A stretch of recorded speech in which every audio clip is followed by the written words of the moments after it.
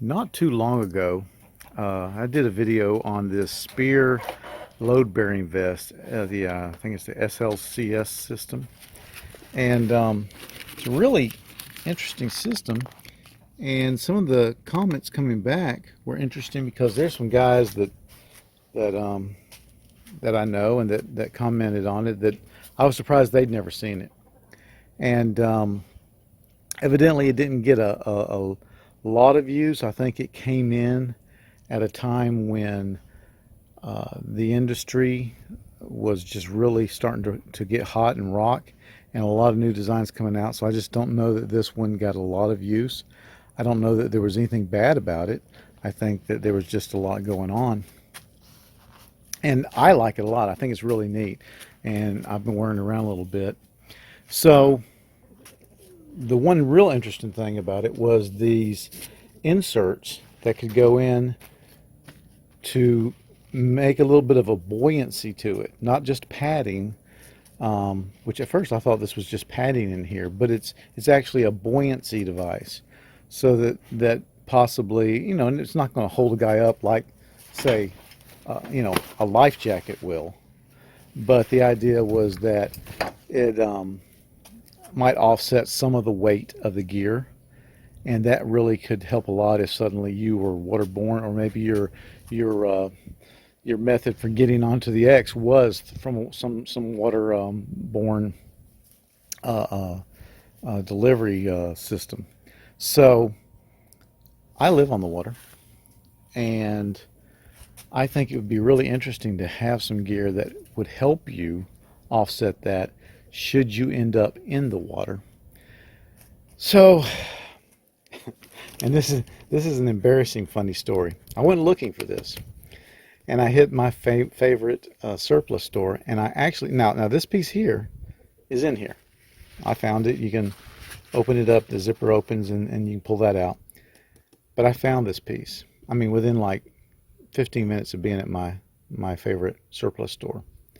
So I called the kid over that worked there, and I said, "Hey, I'm looking for these pieces that look like this stuff here."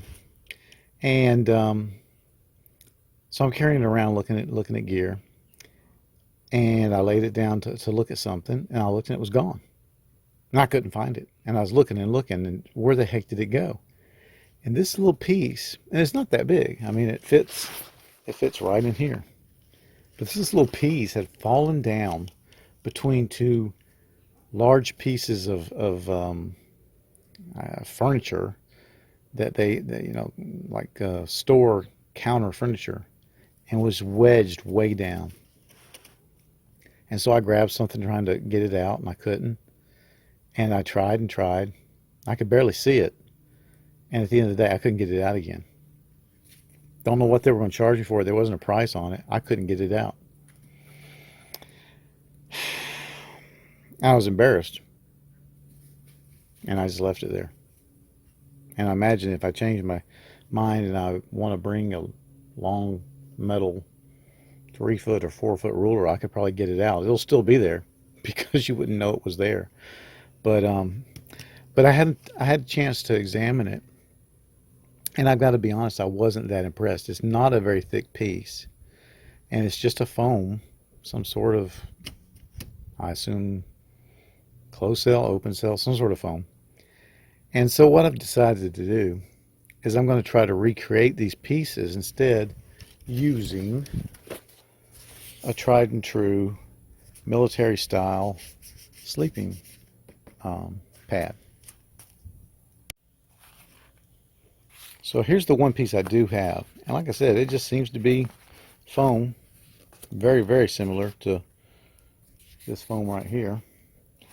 And while it's sewn into this light material, I don't see where the material does much other than to protect it. And if you'll notice, that foam and this foam is almost the same. This is probably a little thicker. But I'm thinking if I'm going to do this, I'm going to double this stuff. I'm going to make it thick. And if I end up thinking, well, it's just too thick, then I can always back off. But that's what I'm going to do.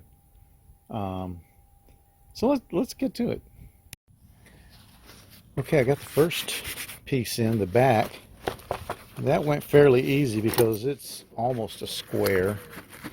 I may have to trim it a little more. It seems to be overlapping with that piece that was in there. So I got the next piece. I'm going to see how well this fits. Now that was a tight fit. I could have had a little more there. That's a pretty good fit though. And Birdie is teasing Scout.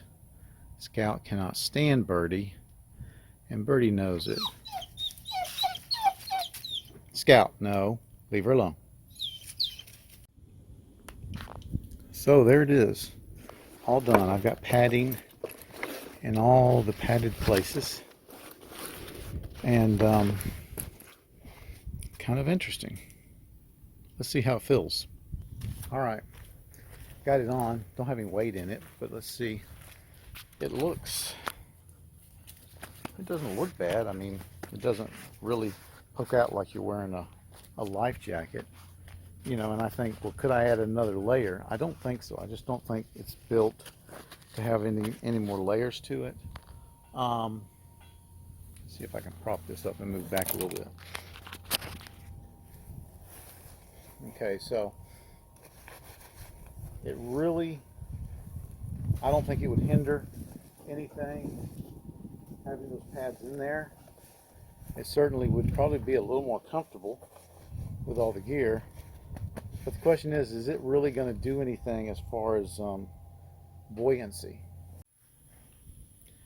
All right, so here we are at our outdoor water laboratory, and we're going to see just how buoyant is this thing. Well, it's very buoyant, but that doesn't really tell us anything. So what we're going to do is we're going to add weight to it and see how much weight we can add to it before it starts sinking.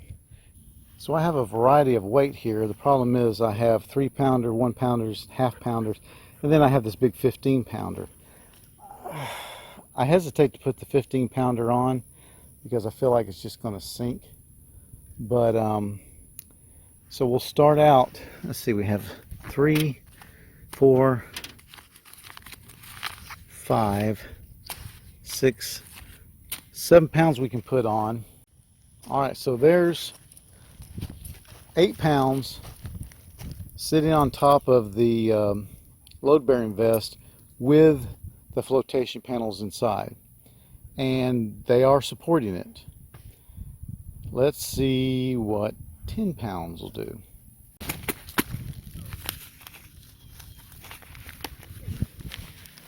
All right, here's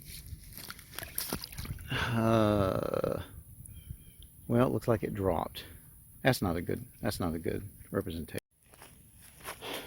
Okay, this is what they call a wet cock-up. This has just been a mess. So my problem has been getting weight on it and it not flipping over.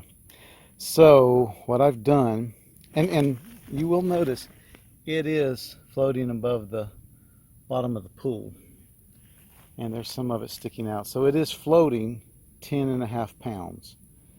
Now 10.5 pounds isn't a lot, but it's 10.5 pounds more than you have to provide buoyancy for. The way I did it is I ended up taking a pouch, one of those all-purpose pouches, and putting all the weights in it. Now it is touching the ground. Putting all the weights in it, and then tying everything together, because what would happen is it was just flipping all over the place. So it is touching the ground now, and that may be because I don't have a deep enough pool, or I don't know. But this has not been a totally scientific, conclusive experiment. I think somewhere between 8 and 10 pounds is how much buoyancy I'm getting. I don't think I got the footage of the 8 pounds. It floated 8 pounds, okay. But somewhere between 8 and 10 pounds of buoyancy is what I'm getting out of those flotation inserts. So that's it for that experiment. Now, a couple of factors. One, I'm using a camping mat. Is a camping mat providing as much flotation as, say, the stuff that comes inside of a Coast Guard approved life jacket? Which, if you never cut one of those open, they're just layers of foam. So I could get a life jacket and put that stuff in there and give that a try. Now the only problem with that is that stuff's white, and I think it would show through pretty good, whereas this green really doesn't show through at all.